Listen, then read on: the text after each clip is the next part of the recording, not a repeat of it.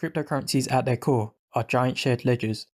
The format in which you store the ledger can give different properties to the cryptocurrency. The two most common ways to format the ledger are UTXOs, which is what Bitcoin uses, and the account model, which is what Ethereum uses. In this video, I'll be comparing these two formats to see why cryptocurrencies choose to use one or the other. Firstly, with the UTXO model, for every transaction, you need inputs, which is where you reference unspent transaction outputs that you have access to, and outputs, which is where you show who you are sending the money to. For example, using the $300 she received from Jane and the $75 she received from Daniel, Sarah pays Josh $350 and keeps the remaining $25 for herself. In this example, we can see that the inputs are the $300 and $75 that Sarah received previously, and the outputs are the $350 sent to Josh and $25 that Sarah gets back. This is somewhat like using cash, where each unspent transaction output can only be spent all at once. You can't spend a half or a quarter of a UTXO at a time, and instead, in this example, Sarah puts in $375 even though she only needed to pay Josh $350. This is like if she had a $300 bill and a $75 bill. During the transaction, the $300 and $75 bills get destroyed, and a new $350 bill is created and sent to Josh, as well as a $25 bill that gets sent back to Sarah. For the $25 that gets sent back to Sarah, she doesn't actually have to use the same address that she sent the transaction from. She can easily create a new address in her wallet and send it there instead. This can help a bit with privacy, as you then won't have a single address associated with you where all your funds are stored. The account-based model is much simpler. Every address has a balance, and when you make a transaction, you simply say you want to send a certain amount from one address to another. This leads to a smaller transaction size, which is more efficient. For example, from the $375 that Sarah has in her account, she pays Josh $350. She now has $25 in her account, and Josh, who started with $10, now has $360. This is like a normal bank account, where everyone has their own account and you can send any amount to each other at a time. The account-based model is far simpler on the surface, but both models have their advantages and disadvantages, which I'll go through. One important thing to know about when comparing the UTXO to the account model is how they handle global state. By state, I mean the up-to-date list of balances on the ledger. As the state is something shared among thousands of people, you have to be careful when changing it to make sure you aren't changing something that someone else has already changed. There are three main functions to change a state: removing a row, updating a row, and adding a row. When removing a row, you need to check that no one else has done it first, as otherwise, you could be trying to spend from something that doesn't exist.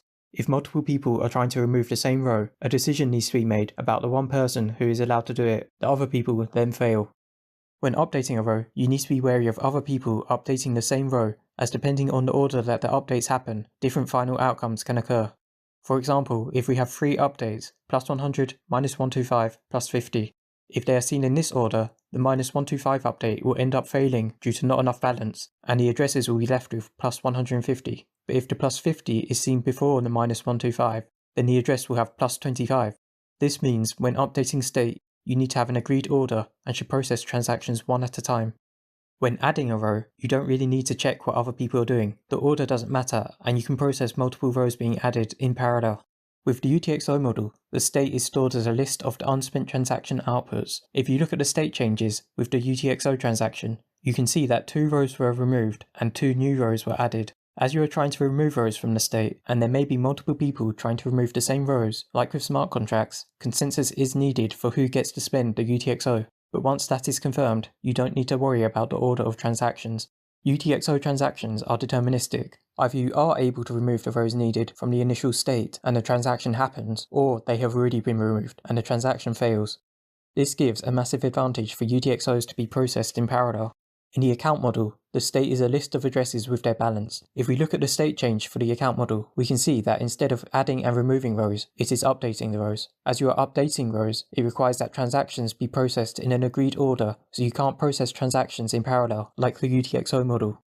The account model is not deterministic. You may or may not be able to update the state, depending on the order that the transactions are processed.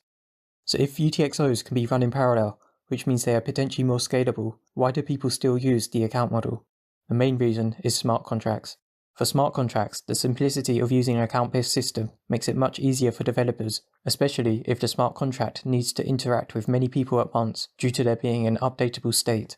The way state is stored by address in the account model makes it easier for smart contracts, as you can simply send a smart contract script to an address and it will stay there for other people to interact with, and the state of the smart contract can be updated when people send transactions to the address. For example here, if Ria wants to send Tom 20 Doge that is stored in contract 2, it is simple to update the state of the contract. Storing a smart contract script in the UTXO model is more difficult as you can't update the state, only add or delete. When you store a script with a UTXO, it gets removed when someone interacts with the UTXO, as UTXOs can only be spent once. This means every time you interact with a smart contract script, you need to repost the script in one of the outputs for the next person to use. It's also a problem if multiple people want to interact with the same smart contract within a block, as the UTXO can only be spent once per block. Most DeFi applications today have a shared liquidity pool between all users of the application, so only allowing one user to interact with the pool per block is a massive downside. These difficulties to work with smart contracts in the UTXO model are why the majority of smart contract chains today use the account model. Although Cardano has been doing a lot of excellent work extending the UTXO model and adding things like off-chain ways to chain transactions together so multiple transactions can interact with a UTXO in one block, making the UTXO model much more usable with smart contracts. In summary, one method isn't necessarily better than the other, and both have their advantages and disadvantages. The UTXO method can be seen as potentially more scalable and secure due to being deterministic, but the account model is easier to work with and more lightweight. If you enjoyed the video, please leave a like. I'm aiming to make more videos like this, so subscribe if you want to see more.